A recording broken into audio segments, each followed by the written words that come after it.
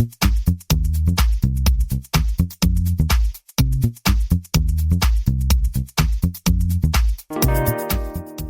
everyone, welcome to the 348th episode of the Internet of Things podcast. This is your host, Stacey Higginbotham, and your co-host, Kevin Toffel. And we have an awesome Thanksgiving special for everybody here in the US, and otherwise everybody else. It's just a normal episode for you.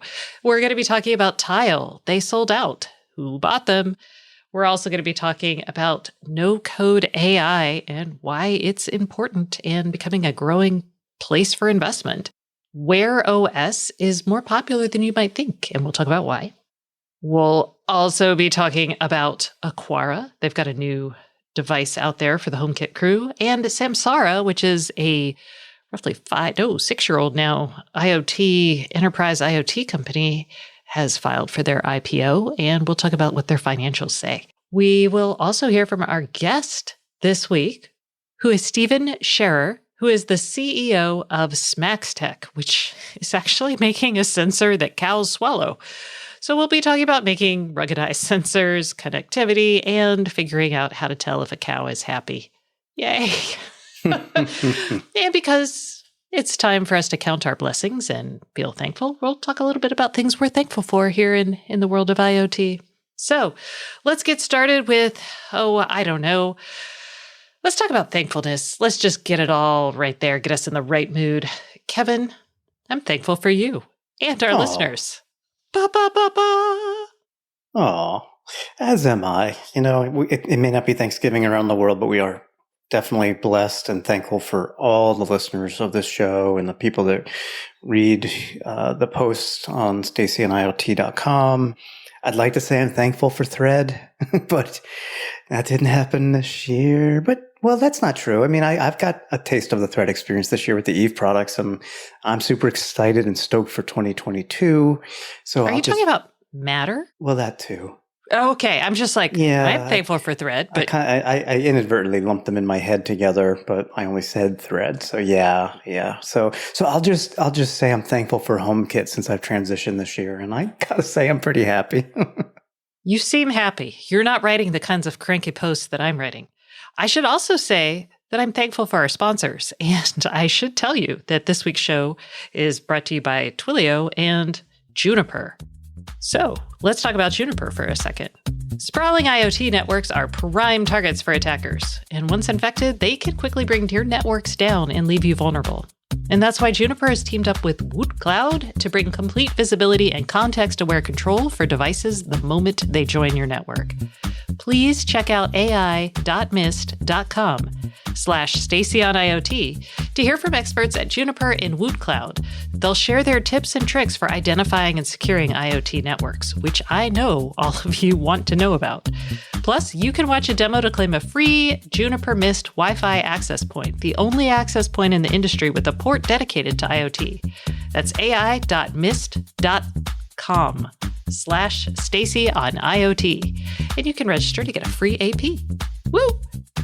Okay, in addition to sponsors, I and my audience, and you, Kevin, I am really thankful for, so many things, but probably I'm thankful that everybody in the community is still doing cool stuff, and it leaves me with things to learn about and write about. And I feel like people are really, yes, we still are unveiling security flaws and privacy issues every day. But I also think the industry's getting overall a lot better. So I'm very thankful for that. I'm thankful that consumers are recognizing that some of these devices probably don't belong in their home because they are pretty intrusive. And I'm thankful that we're talking more about sustainability and how to make projects that optimize for more than just cost savings. So those are some of the things that I'm thankful for. And I'm also thankful for my June oven, which I am every year, and that I use for cooking my Thanksgiving dinner. I'm just going to throw that out there because it is a food-related holiday, and I'm a food-loving person. Ours is going right now, prepping for Thanksgiving. Really? Yeah, she's baking something down there. Nice. And do you have big plants? We're just going to spend time with my family, my sister, her family. Nothing major. Mostly offline. Although I got a 20-page paper I got to get finished up. So that's what I'm thankful for right there. The fact not only that at my age I can go back to school, do a graduate program at a prestigious university online for relatively cheap. It's only $800 a class, which is insane. And the fact that you, Stacy, give me the breathing room when I need it to get my stuff done, as well as get stuff done here. You're welcome. I'm like, I don't know what to say to that. Well, okay. You're awesome and you're welcome. Go you. Exactly. Okay. The Kevin and Stacy Thankful Fest has probably concluded. The Love Fest has concluded. I noticed too that he did not say he was thankful for all my singing, which might be a hint that I'm just not going to follow in the new year. So there's that. You're like, So, well, in fairness, I've heard the singing. These people really haven't. That is true. No, you sing well, actually. I sing on the show very occasionally. Kevin gets double the singing that y'all do, and at least double. Kevin's like, sometimes it feels like infinity more. Okay, we'll talk about the deals. This is a week before a holiday, so not a lot of stuff has happened. We are recording a day early, which means if something happened Wednesday, you'll hear about it next week. Sorry. I got to get started on making my cranberry sauce and brining my turkey. So chop, chop. All right. News this week. Tile, the maker of, it may not be exactly the first, but it was probably the most popular personal device tracking device. They sold to Life360 for $205 million. That is a Black Friday price, in my opinion. We'll talk about that in a second. I just wanted to say that this deal is not closed yet. It is expected to close in the first quarter of next year. So let's talk about this because first off, y'all may be familiar with Tile, Bluetooth tracking system. They did add ultra wideband and some AR features for their most recent generation of trackers this year. But Life360 is a software company. They make an app that you stick on your phone and a lot of families use it. This is a very mainstream app, I would call it. And it's kind of like Find My iPhone, but for people who don't have iPhones. And you can see where people are in your family. You can share messages between them. It's like a family communication app. They've done deals in the past. They've done deals with like BMW and ADT, I think. They've done a lot of really interesting deals to like share family location. So I think this deal is interesting partially because of the price, and we'll talk about that, but also because with Apple's AirTags, which is what Tile was kind of suddenly going up against, they didn't have a way to Apple AirTags don't really have a way for you to share shared devices. Like the car is here, right? You can only share the car to one iPhone, like the main iPhone. It basically tells you where you parked your car, but nobody else that's around you, like if you're the driver, nobody's going to have that information. Yeah, so it's possible that Life360 could give you the ability to share some of that location information with your family. So the car keys are here, the car is here, the dog is over there. Yeah, it's a very similar service. I mean, you could throw an AirTag in a car and everybody would have access to it. Well, no, you can't share it to many devices. Yeah, that's right. Good point. That's the one possible good feature that comes from this deal that we don't see on the AirTags. Also, anybody who's in the Android universe, hello me, doesn't get to use AirTags. Yeah, and this company's been around. They're actually, I don't remember when they were founded, but I can recall seeing Life360 and other competing apps on Android very early after Android launched with the the App Store, or now Google Play Store. So this is a company that's been around almost since the beginning of Android. Yeah, no, they've been I think they had remember proprietary apps on the mobile phones? They used to have a Verizon iPhone app, I swear. Oh, like J2ME apps and such. Yeah. Yeah, they were founded in 2008. So, okay. So That's the year Android that was hit. Yep. That makes sense. That would be Android. Yeah. So, Kevin, you want to talk about the price and whatever else? I don't get it. But then again, I'm not one to follow financials of companies too much. So this deal is valued at $205 million, which seems low to me given the brand recognition of Tile, how many they've sold, which I think 40 million devices. Yeah, around 40 million devices since they launched. Yeah, it just seems like a small number for what they are, but it could just be me. They've also raised over $90 million. So if you look at this as a deal that is like 2x, it is, well, so it did $45 million in growth equity back in 2019, and then it did a $40 million debt round in September of this year. My hunch is what they saw was that once Apple released the AirTags and started adding UWB, they didn't have a huge opportunity. Even though they had been building like their Tile technology, the Bluetooth finding technology, they had been building it into things like Bose headsets and I think Land Rover, like cars. Some laptops even. Yeah, so they had been building out this ecosystem, but then what happened is Apple launched the ultra wideband effort, and suddenly everybody was buying the AirTags. Everybody wanted to be on that because it was more precision. So it was better technology for finding than Bluetooth. And it had the magical Apple brand. And Apple said that they would open up that ecosystem, but they haven't yet. So my bet is that Life 360 was like, you know what? We want this and we'll give you money to get out of this because I don't know.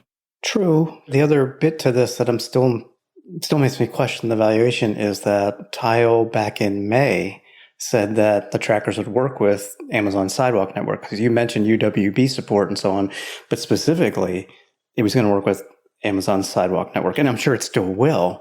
But so with Amazon at least somewhat involved, I'm just surprised that either A, they didn't pick it up, or B, that it didn't go for more. Well, the Tile network opened in June. We're almost 6 months into that now, and we have heard nothing. And I have emailed Amazon to find out what the status is and how much coverage the Sidewalk network provides. Crickets. They don't comment on it. My question is, maybe Amazon can't get Sidewalk off the ground fast enough to provide Tile the runway it thought it needed. That could be. Or maybe Amazon's like, yeah, we'll do a deal with you, Tile. And now Tile heard that Amazon's working on some of its own trackers just to screw them, because that is a very Amazon thing to do. Oh, that would be, yes. So yes. It's hard out there for a company. That's the bottom line. So there you go.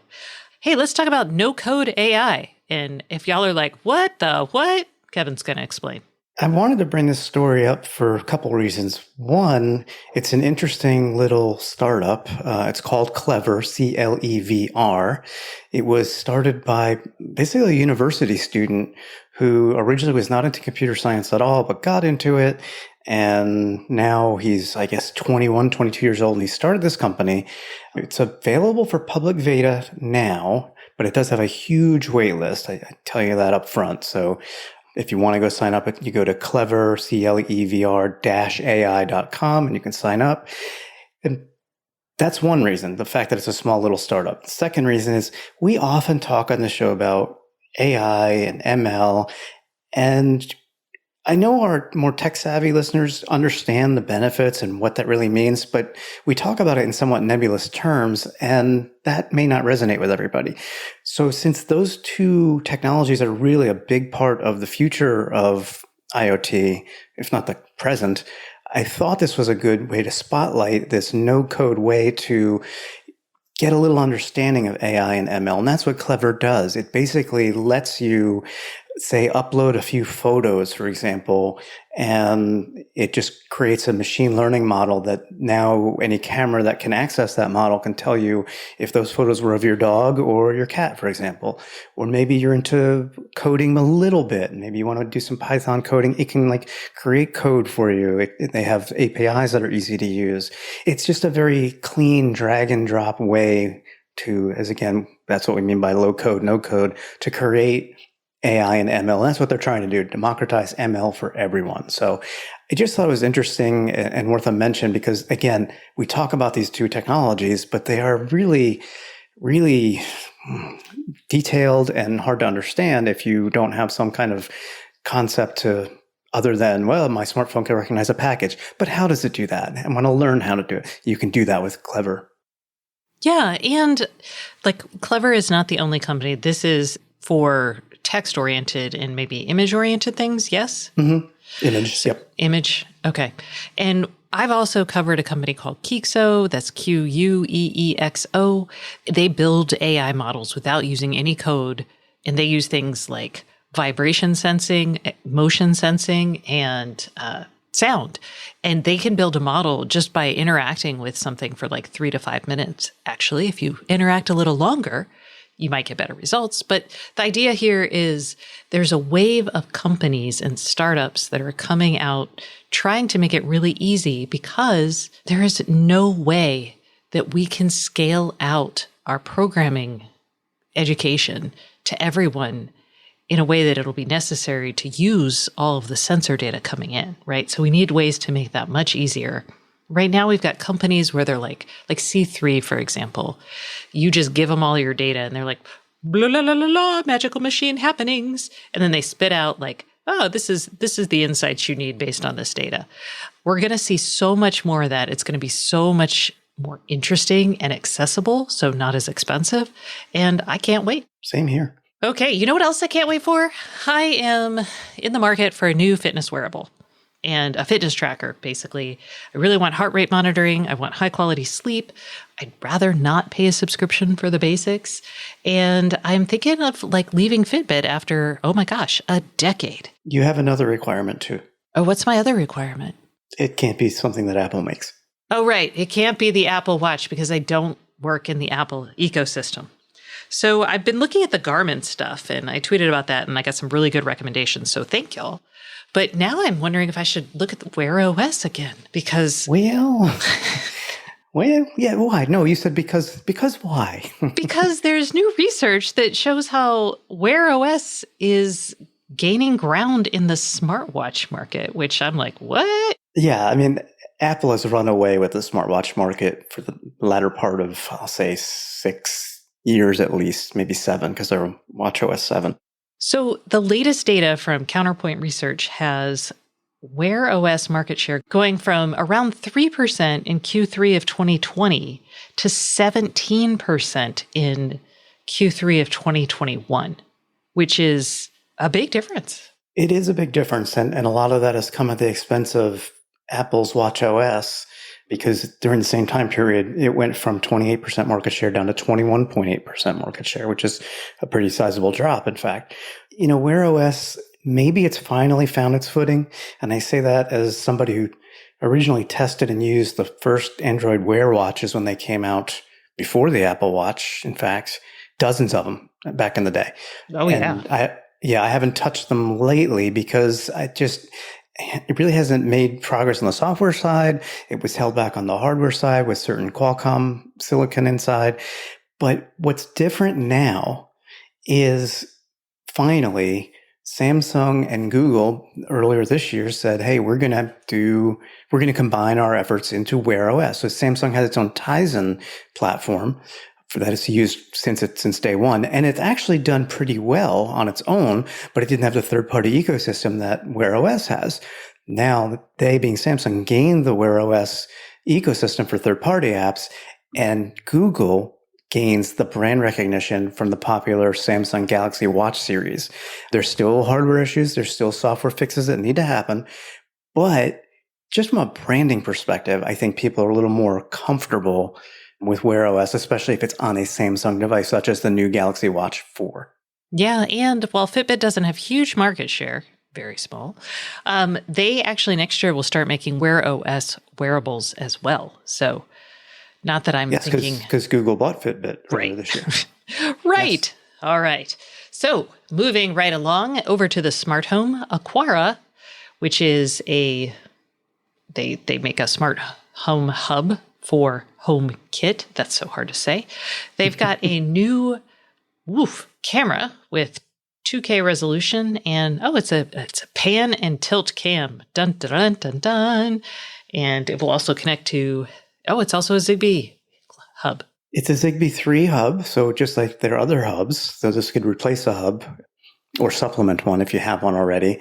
It uses Wi-Fi and Zigbee. It, as you mentioned, 2K camera. It has AI facial, pet, and gesture recognition. It's pan and tilt, 360 degrees.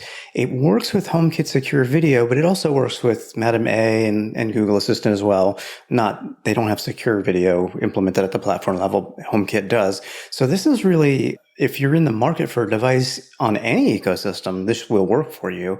And surprisingly, even though it's HomeKit and HomeKit Secure Video compatible, it's not that expensive. It's $110. Well, it's only $2K. I mean, you're right. It's only not that $2K. Where's my 8K 3D VR? I want my 4K cameras. No, I do not want to see the person who's stealing my packages that well.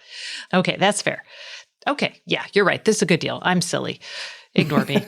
I don't get excited. I think it's really handy for people who already have a lot of Zigbee devices in their home, because most other cameras are not going to have that functionality if you need to, extend the range of your Zigbee network and so on. The fact that it works with all three platforms is huge. Are there cheaper cameras? Sure, especially even with pan and tilt. But there are also much more expensive cameras, $200, $300, $400, and they aren't even HomeKit compatible, nor therefore HomeKit Secure Video, which is one of the reasons that I do appreciate HomeKit, because I know all that video is encrypted and even Apple can't see it and so on. Okay, and so if you want to add a smart camera to your holiday wish list, go for it. This will be out this year, Kevin? This is out, right? You can get it now. Today. Just you wait, y'all. Just a couple weeks away, we'll start talking about CES and things we see there and are expecting to see there. I should tell everyone, Kevin will not be at CES unless I convince him in the next month to go, but I will be there. So you can reach out and say hi to me if you would like. Yay! Hello. You can ping me on Twitter and say hi if you like, because I'll be at home. You can also say hi to Kevin, and he'll probably get back to you because he won't be running around miles and miles of show floor. Yay, yes. Kevin. My feet feel better already. Don't they, though? Okay. Last story, and this is a fun one for me because I covered this company's launch back in 2015, but Samsara has filed for an IPO. They actually filed confidentially for one in September of this year, and now they have filed publicly, so their S1 is available. And it's worth looking at their S1 because this is a company that they came out very ambitious. They were going to build like the underlying platform for IoT sensors that could run across, it was going to be a cloud, it was going to be sensors, and they were going to run across so many, it was a horizontal play. So all the industries. What happened was they were like, oh, this really needs to be customized on a per industry basis. And so they set to work doing cold chain management and asset tracking. And from there, they started introducing other lines of service and capabilities. And now here they are, ready to go public. They're not profitable. I'm just going to tell you that. Their revenue is up. They brought in $303 million of revenue for the 9 months ending October 30th.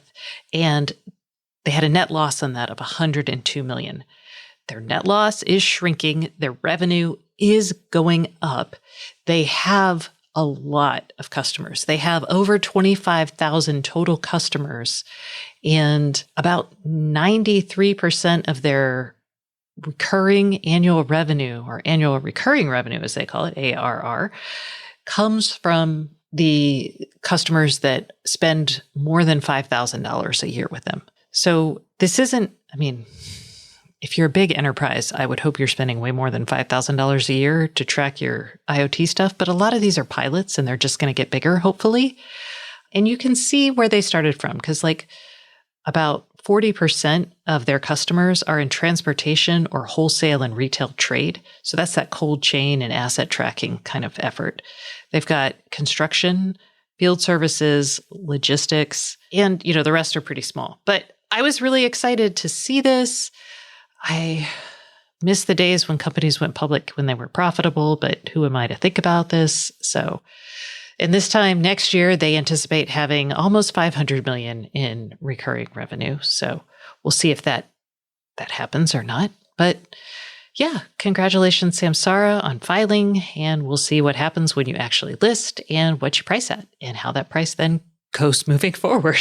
All right. Well, that concludes the news segment of the show. Now it is time for the Internet of Things Podcast Hotline, which is where we take your questions and hopefully answer them. And the IoT Podcast Hotline is brought to you by Fairy. Very is a fully distributed IoT engineering firm that partners with its clients to build systems for smart manufacturing, smart energy, utilities, consumer electronics, and connected wellness. You can discover what Very's multidisciplinary teams can do for you at www.verypossible.com/services. And now for the podcast.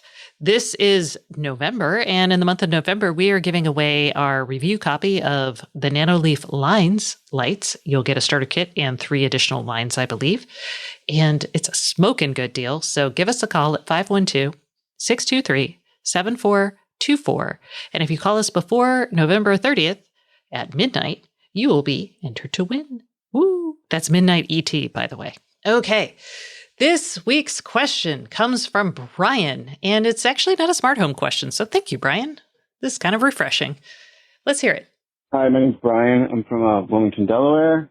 So my question is, so the infrastructure bill that just passed recently, I've heard they're doing something with making it so preventing people from being able to drive drunk using a technology, but I believe it is not specified.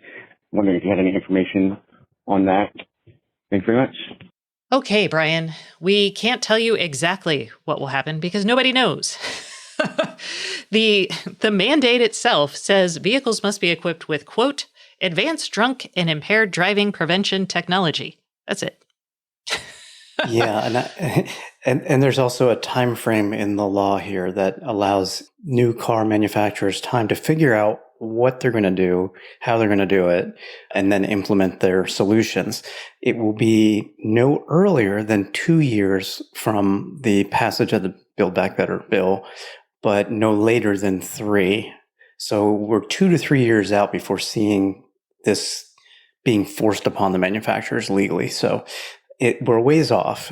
But basically what they're saying is go figure out how you can, and I'll just read the text here from the bill. I have the bill in front of me. Oh my goodness, is it long? That's what happens when you spend $1 trillion. I know. You get 1 trillion pages, yes. Passively monitor the performance of a driver of a motor vehicle to accurately identify whether that driver may be impaired and prevent or limit motor vehicle operation if an impairment is detected.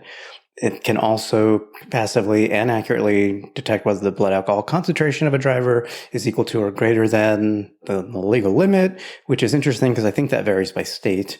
And then, prevent or limit operation if the blood alcohol concentration is above the legal limit. So there's no discussion on how this is going to be done. So, we have some thoughts on how this can be done and maybe even some concerns on how it might be done, what challenges it might bring. So, a lot of cars these days, I'm thinking new cars in particular, and this only applies to new cars.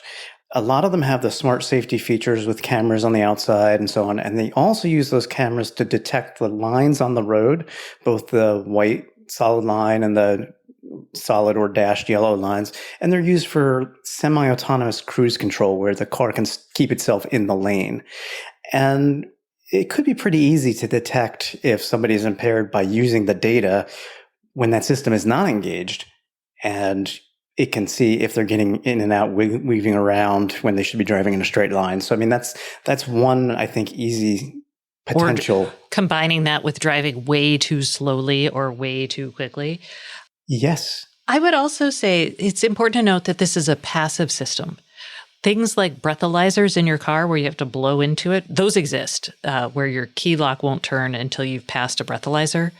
That is mandated by courts for repeat offenders and drunken driving accidents. But that is an active system. That is not passive. So for passive systems, we're looking for some sort of AI-mediated thing that could be what Kevin suggested. It might actually be something like there's a lot of effort right now in tracking fatigue among truck drivers. And you could see some system like that come into cars. It may include a camera for understanding where someone's gaze is resting, but it may not. Again, we don't know. So there's a lot more we don't know. I will also say the same law requires some sort of technology in vehicles also to prevent deaths of infants in car seats. And we've already actually talked to some companies working in the 60 gigahertz range, wireless range. So they're actually looking for putting these wireless sensors on the roofs of cars to measure if there's a person in a seat or not. So that actually might be also implemented in cars. You could also use something like that to detect, like, is someone's head dropping or falling asleep in a less, I guess, less sensitive than camera way. So those are things to think about. We don't know what it's going to look like. It'll probably be a mix of sensors and cameras and AI. And that leads to a lot of questions. So the ACLU is already thinking about this because they're like, what? So, like, if it's a camera, who gets access to this data? What happens to it? How long does it stick around, right? Does it stay on the car and it gets reset every 24 hours? Another thing to think about with this is who's going to be tracking how the AI responds? Like, is the AI going to be good with people who are older drivers? How is it going to determine if someone's fundamentally unsafe? So we could see, like, questions about that. We'll probably see lawsuits around that if someone can't start their car to get to work because maybe they're differently abled in some way and their head tilts to the side, but the car thinks they're drunk. Right. False positives are a potential issue, as would be false negatives, which would render the system not as safe. Right. So there's a lot of questions about this. And honestly, I don't think 2 to 3 years, given the way we roll, is enough time, but we'll see. And then as someone who, I am so for this. I'm so for some sort of technology that prevents drunken driving. I will say that straight off the bat because I had a friend who died in a drunken driving accident. I am one of those people who, like, will literally take your keys and drag you home with me. Just I've gotten on the wrong side of many friends because in Texas, it's not a big deal to drive drunk for a lot of people, unfortunately. So while I am for this, I think we're going to see a lot of blowback on something like this because, like, seatbelts are mandatory, but your car still starts if you don't have your seatbelt. Sure, it will ding at you and drive you nuts, but your car will still start. Yeah. I mean, again, we don't have answers now because this has really just been not proposed, but settled as the law. And there is a 2 to 3 year time period. I can guarantee you we're going to be hearing about different implementations and we'll be talking about those over the next 2 to 3 years on the show because, this is definitely worth discussing. Yeah. And the other thing to note, I'll mention this is not a punitive system. The idea here isn't that when you try to drive drunk, your car is going to tell on you. It's when you try to drive drunk, your car is just not going to start, which I think is important to note, especially as we think about, like, what happens to the video, blah, blah, blah. I also wonder, we just talked last week and I had said I thought autonomous vehicles would be further along by now, at least when I was thinking about them 10 years ago. But what happens in the next 2 to 3 years if we do really see an uptake in the technologies that make cars drive by themselves? Would you be able to be drunk and be driven home by your car? If you have level 5 autonomy, sure. But if you've got, like, what Tesla calls autonomous, heck no. Oh, no, we're not there yet. I agree. But people are going to fight it anyway because they will say the driver who is drunk could take the car over at any time. Well, maybe you wouldn't be allowed to. Maybe with level 5 autonomy because it is technically... That's not so passive after all. Yeah, so... Well, no, because this is... it's not passive. It's passive monitoring. It's not passive... Right. Anyway, yeah. Yeah. We'll see. We will see. So expect to hear more on this. It was a good question, Brian. Hopefully this helped. Like many of our answers, it's not definitive, but, we gave you more information to think about it yourself. If you would like to call us and be entered to win the Nano Leaf lines, just give us a call at 512-623-7424. And that's it for the Internet of Things podcast hotline. Please stay tuned for our guest. This week's guest is Stephen Scherer, and we are going to be talking about smart cows, swallowed sensors, and sustainability. It's going to be awesome, so stay tuned. And now for a message from our sponsor. This week's sponsor is Twilio. Hey everyone, we are taking a quick break from the Internet of Things podcast for a message from our sponsor. This week's sponsor is Twilio, and many know of Twilio as a provider of APIs for customer engagement, for example, over voice and IVR, SMS, and WhatsApp. But probably a lot of y'all don't know that Twilio has been offering cellular IoT connectivity for years. And I have with me Tobias Goebel, who is the product marketing principal at Twilio IoT. How's it going, Tobias? Going great, Stacy. Thanks for having me on. Yes. So your flagship IoT product offering is called Twilio SuperSim. What makes it, well, super, in your opinion? One of the main advantages of SuperSim is that we have redundancy in the carriers we provide access to with automatic failover in case of a network outage. So what does that mean for me as a customer, automatic failover? So take our coverage in the US. You get T-Mobile and AT&T here, and very soon also Verizon, all on a single SIM. Or take the UK. We offer Vodafone, EE, and Free there, among a couple other smaller ones. If Everything Everywhere, for instance, has an outage in a particular area, our SIM will enable the device to automatically switch over to, say, Vodafone. Depending on your use case, your IoT device might not even notice that there was an outage in the first place. What industries are using it so far? So we have a wide variety of customers using SuperSim today across different verticals. Of course, the primary use cases for any IoT SIM are in fleet tracking and asset tracking. We have a lot of micromobility customers. If you've driven one of those scooters, they're probably connected through Twilio. We also have a lot of customers in the healthcare space connecting their wearable devices for remote patient monitoring through SuperSim. Oh, that sounds pretty great. So how can our listeners give Twilio SuperSim a try? We offer a free trial to your listeners. Head over to twill.io/freesim to sign up. That's twill.io, as in Twilio, /freesim, all lowercase, one word. We also share some more product information and customer testimonials on SuperSim there if you first want to do more research on your own.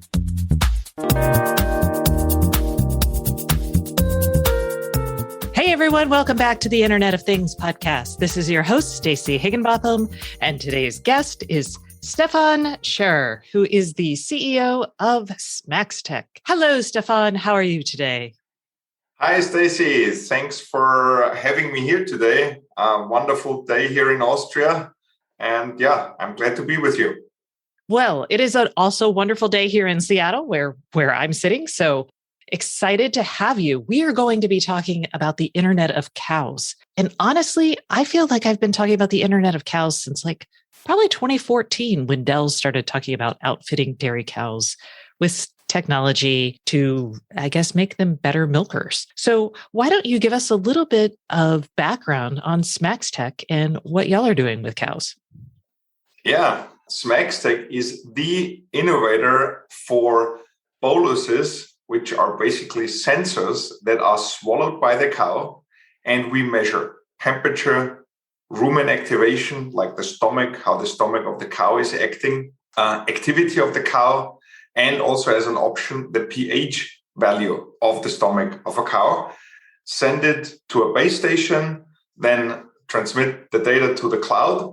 And by doing so, we can assess the health and monitor the health, the well-being of the cow. And healthy cow give good milk. Got it. Yes, I think there was a California dairy commercial, something. Oh no, those were happy cows give the best milk. So close. Absolutely.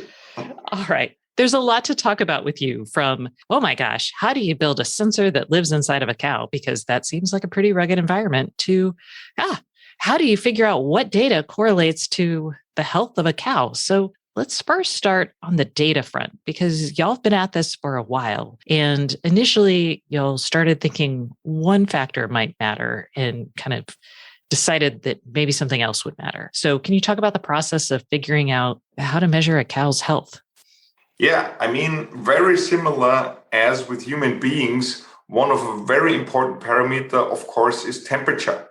So if you, for example, have an infection, your temperature is rising. So this was probably, or is probably, one of the most important parameters of the current health status. So we measure temperature at a very high resolution in the sub-degree range, and at a very high resolution with the time-wise, so at very short intervals.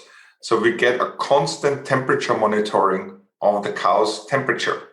Are there any other factors that you've got to consider? I know that things like pH, and you may want to talk about how cows' stomachs are designed, because I don't know how many people know about cows' multiple stomachs.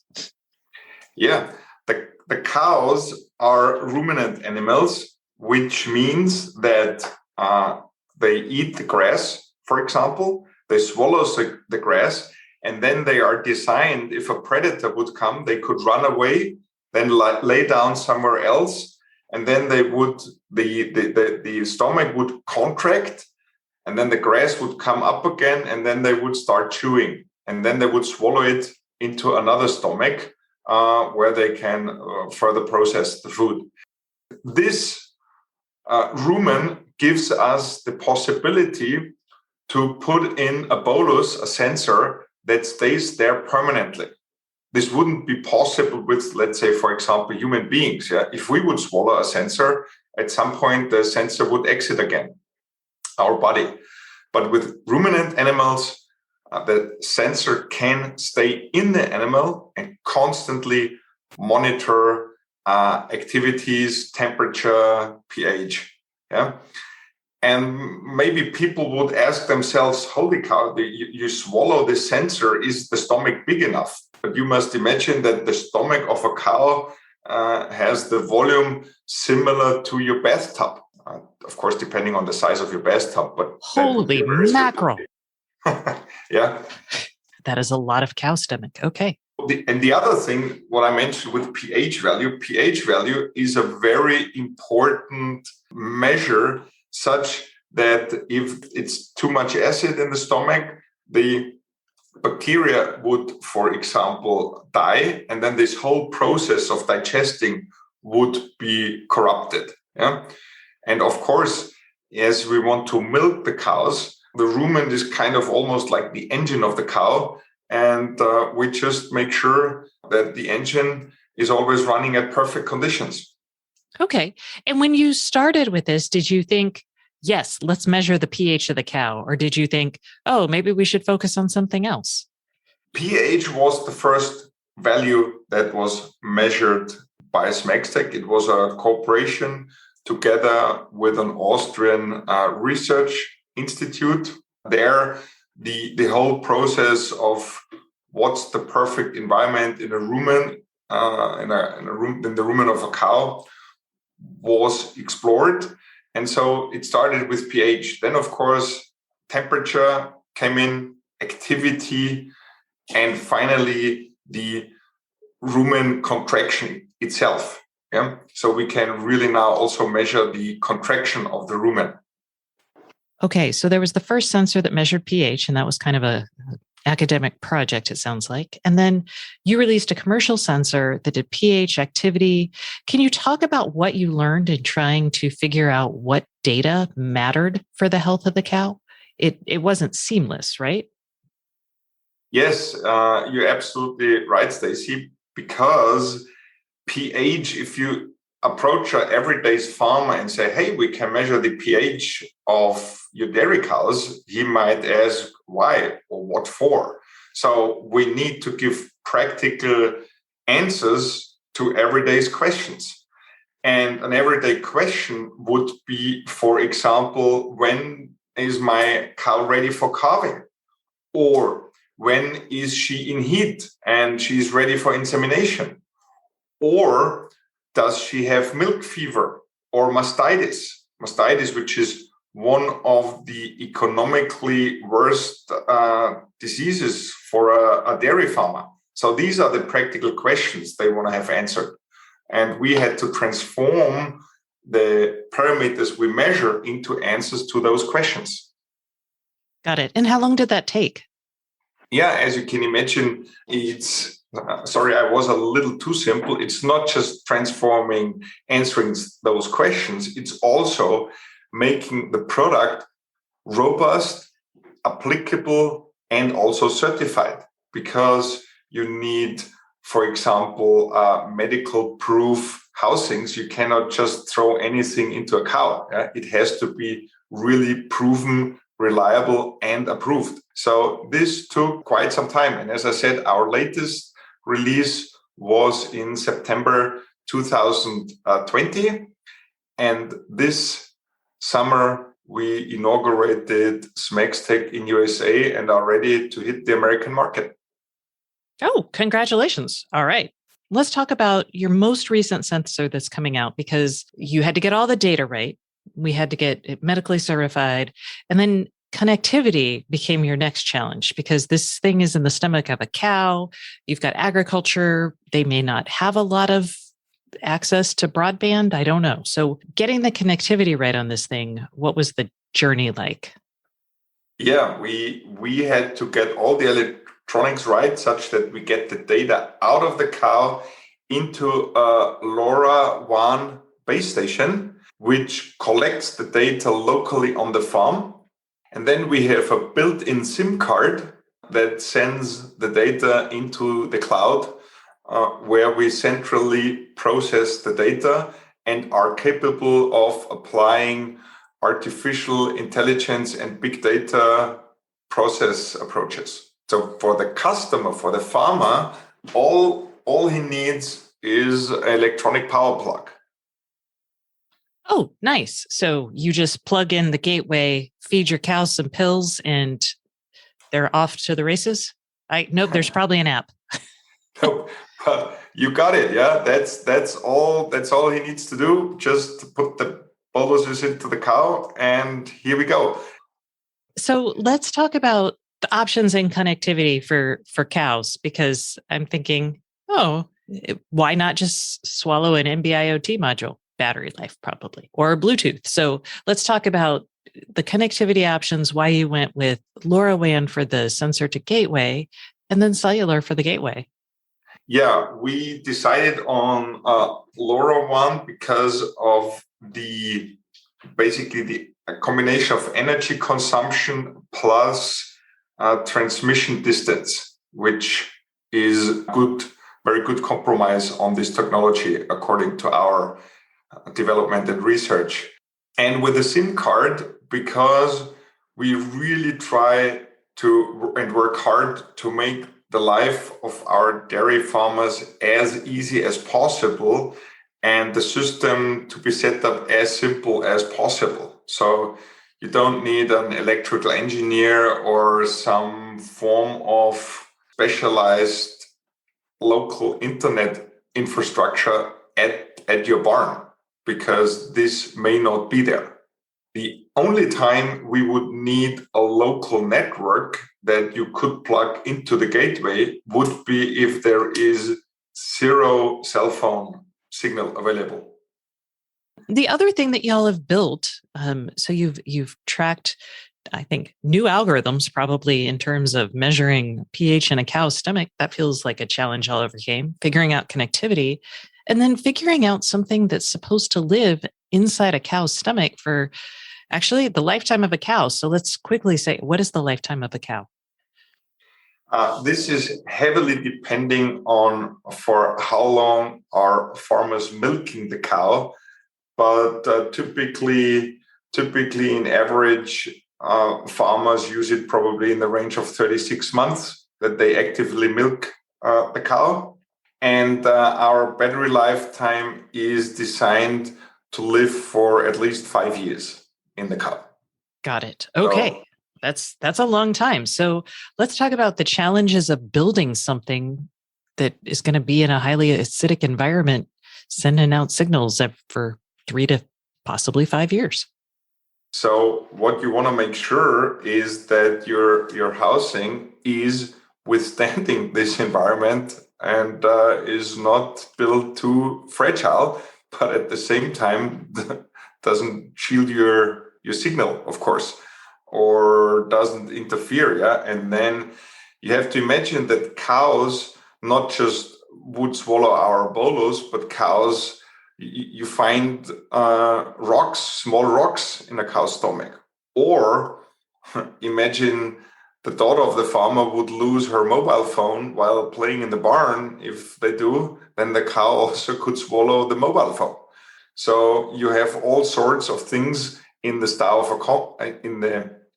of a cow, and with all these constant contractions, the cow is ruminating, so the stomach is constantly increasing and decreasing pressure in this environment. So your sensor has to withstand this environment and also this pressure changes and so on, temperature changes. So it's quite some experience to make this really reliable, stable, and durable. Yeah. So you can't make it out of metal because that's like a little Faraday cage. You probably have medical grade plastics, I guess? Yes. Okay. It's medical grade plastics that we use for the sensor. In terms of business model, how do you charge for this? What makes the most sense? Our business model is that the farmer is paying relatively small fee for the bolus itself.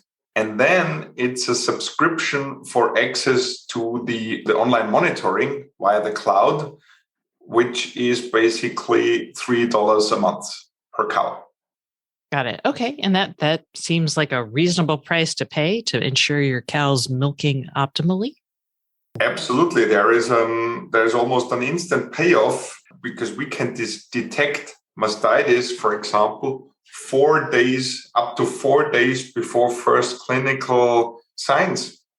And if the farmer is notified that his cow very likely has mastitis or is running into danger that a mastitis outbreak is showing up, he can take conventional measures instead of giving antibiotics because, first of all, he saves the money for the antibiotics. And second, if the farmer gives antibiotics to the dairy cow, he cannot sell the milk anymore.